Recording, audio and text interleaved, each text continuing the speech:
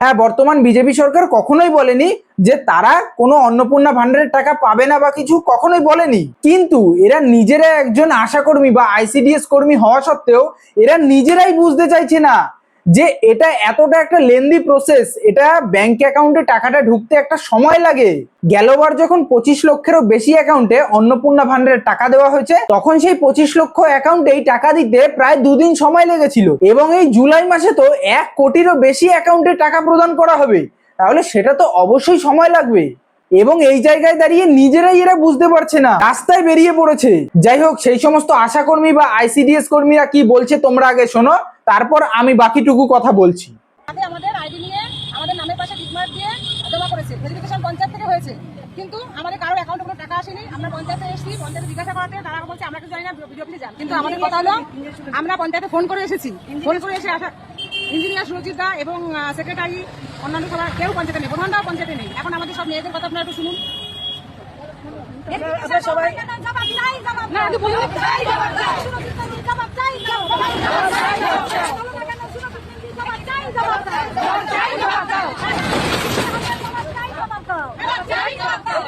আমরা এসেছি এই প্রতিবাদ জানানোর জন্য, প্রতিবাদ করতেই আসিনি, আলোচনা করতে এসেছিলাম। কিন্তু এসে দেখছি সব অনুপস্থিত, প্রত্যেকে দায় এড়াচ্ছে, কেউ কিছু জানে না। তাহলে পরে আমরা যদি দায় এড়াবো, তাহলে সে কাছে দায়িত্ব আমরা কেন নিতে যাই? এই দায়িত্ব পালন করাটা যদি এত কঠিন হয়ে যায়, তাহলে দায়িত্ব আমাদের না নেওয়াই ভালো ছিল। আর গোটা পশ্চিমবঙ্গে আইসিডিএস কর্মীরা ভেরিফিকেশন করছে, সব জায়গায় সুষ্ঠুভাবে কাজ হলো, বাদুরিয়া ব্লকে হলো, চাঁদরা পঞ্চায়েতে এরকম অরাজক অবস্থা হবে আমরা ভাবতে পারিনি।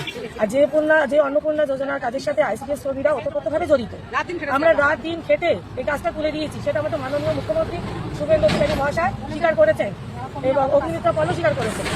তাহলে আমরা কেন এই চরম গরমে খোলা আকাশের নিচে রোদ্রে দাঁড়িয়ে টাকার জন্য হাহাকার করতে হবে কেন? আমাদের কিন্তু খুব তাড়াতাড়ি এর মধ্যেই টাকা ব্যবস্থা করে দিতে হবে, আমাদের কিন্তু অনেক দূর অবধি আমরা যেতে বাধ্য হবো।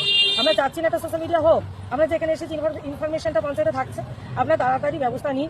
আপনাদের না পেয়ে আজকে পথে নেমে বাইরে এসে আমরা ভিডিও করতে আপনারা আমাদের বাধ্য করেছে, আমরা কিন্তু ভিডিও করতে এখানে আসিনি।